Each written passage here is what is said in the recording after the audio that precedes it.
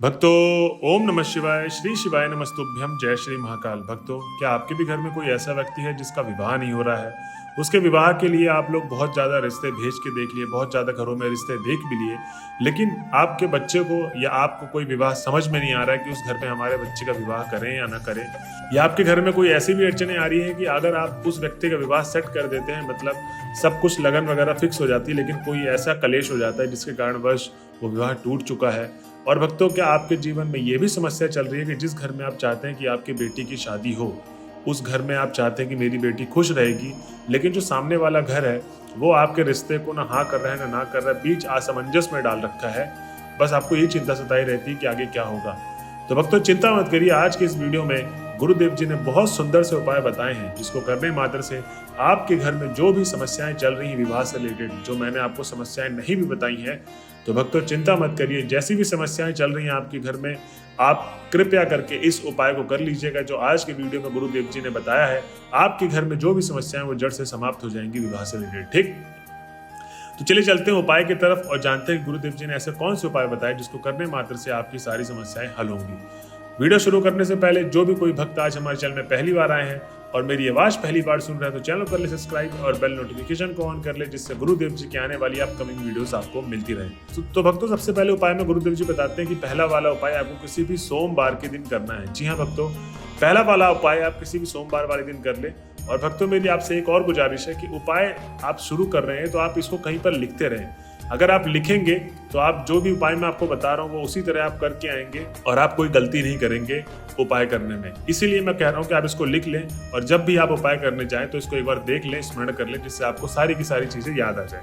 तो भक्तों, सबसे पहले इसमें गुरुदेव जी ने यही बताया कि उपाय आपको सोमवार के दिन करना है और उसके बाद जो समय होगा वो किसी भी ब्रह्म मुहूर्त के समय से लेके आप सुबह 8 बजे तक और शाम को 6 बजे से लेके 8 बजे तक आप कर सकते हैं। उसके बाद भक्तों, सबसे पहले तो गुरुदेव जी बोलते हैं कि इस उपाय में आपको कौन कौन सी सामग्री चाहिए वो लिख लें। तो सामग्री में आपको चाहिए आधी कटोरी हल्दी। जी हाँ भक्तों, आधी कटोरी हल्दी चाहिए आपको।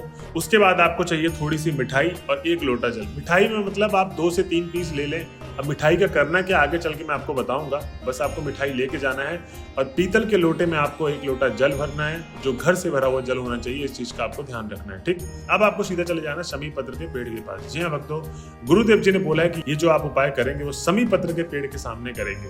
अब जब आप शमी पत्र के पेड़ के सामने पहुंच गए हैं तो सबसे पहले तो आपको करना ये है कि जो भी लड़का या लड़की जिसका विवाह नहीं हो रहा है, इस उपाय को वही व्यक्ति करेगा। इस चीज को भी आपको ध्यान देना है। उनके साथ उनकी माताएं हो सकती हैं उनकी मदद करने के लिए, लेकिन इस उपाय को वही व्यक्ति करेगा जिसका विवाह नहीं हो रहा है। तो अब उस लड़का या लड़की को शमी पत्र के सामने बैठा दें और बैठाने के बाद उनको करना क्या है कि वो हल्दी, मैंने जो आपको बोला था, उस हल्दी को गीला कर ले, उसका लेप बना लें।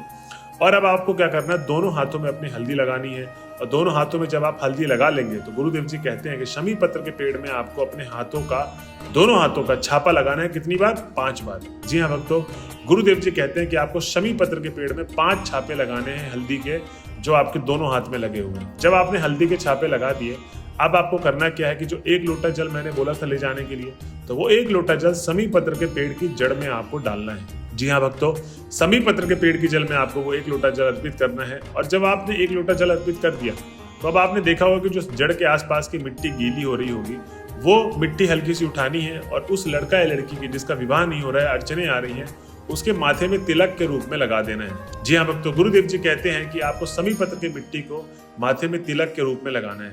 अब मैंने बोला था कि आपको मिठाई लेके जानी थी, उसको मैं बताऊंगा। अब वो मिठाई का वक्त आ गया, तो मिठाई को करना है। अब मिठाई का क्या करना है, आपको खा लेना है। जी हाँ भक्तों, जो भी लड़का या लड़की है उसको आप मिठाई का पीस खिला दें। और अब क्या करना है, आप अपनी आंखें बंद करके हाथ जोड़ के आपको भगवान भोले बाबा का स्मरण करना है। और स्मरण करने के बाद आपको करना ये है कि आपको अपनी समस्या बोलनी है भोले बाबा से, और जो भी आपकी मनोकामना है वो मनोकामना बोलते हुए आपको अपने घर की तरफ चले जाना है। भक्तों, गुरुदेव जी कहते हैं कि जो भी भक्त मेरे बताए गए उपाय को इस तरीके से कर लेता है जैसे मैंने बताया है, उसकी जो भी मनोकामना विवाह से रिलेटेड हो, सारी की सारी मनोकामना आपकी पूर्ण होगी। तो भक्तों, ये था पहला उपाय जिसमें गुरुदेव जी बताते हैं कि कैसे कैसे आपको करना है।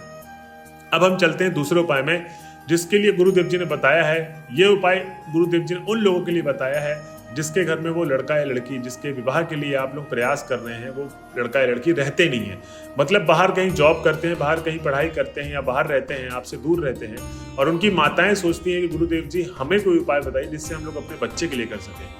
तब गुरुदेव जी बताते हैं कि इस उपाय में आपको क्या करना है, किसी भी सोमवार वाली अष्टमी, जो कोई भी सोमवार का अष्टमी वाला दिन होगा उस दिन आपको उपाय करना है। समय काल वही होगा, ब्रह्म मुहूर्त के समय से लेकर आपको सुबह 8 बजे तक और शाम को 6 बजे से 8 बजे के बीच में कभी भी इस उपाय को कर लेना है। अब भक्तों, इस उपाय में सबसे पहले चाहिए क्या क्या, उस चीज को आप लिख लें। आपको चाहिए इसमें बेलपत्र की डंडी। अब जो बेलपत्र की डंडी लेंगे वो छोटी डंडी हो, ज्यादा बड़ी डंडी ना हो, ठीक।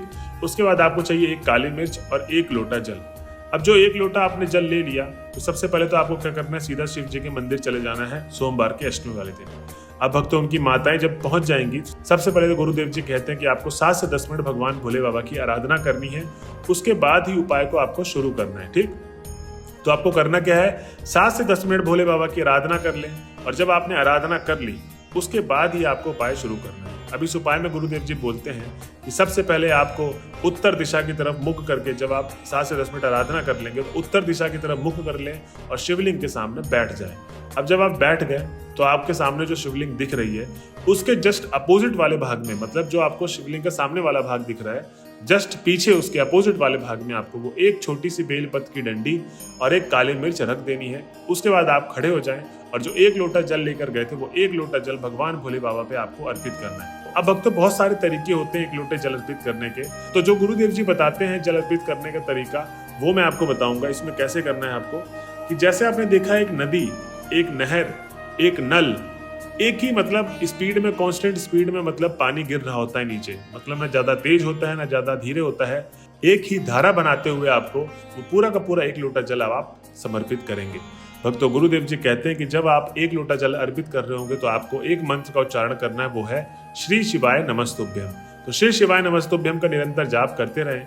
उसके बाद आपको करना ये है कि जो भी आपके बच्चे का नाम और जो भी आपके बच्चे का गोत्र है, तो जितनी माताएं इस उपाय को कर रही हैं तो अपने बच्चे का नाम और गोत्र बोल के जो भी समस्याएं आ रही, विवाह से रिलेटेड जैसी भी समस्याएं आ रही हैं, या आपके बच्चे की एज बहुत ज्यादा बढ़ गई है और आपको बस यही चिंता सताई रहती है कि इसका विवाह अभी तक नहीं हुआ है, होगा कब इसका विवाह, और कोई भी चिंता है जो विवाह से रिलेटेड है, वो सारी की सारी आपको समस्याएं भगवान भोले बाबा को बोल देनी है।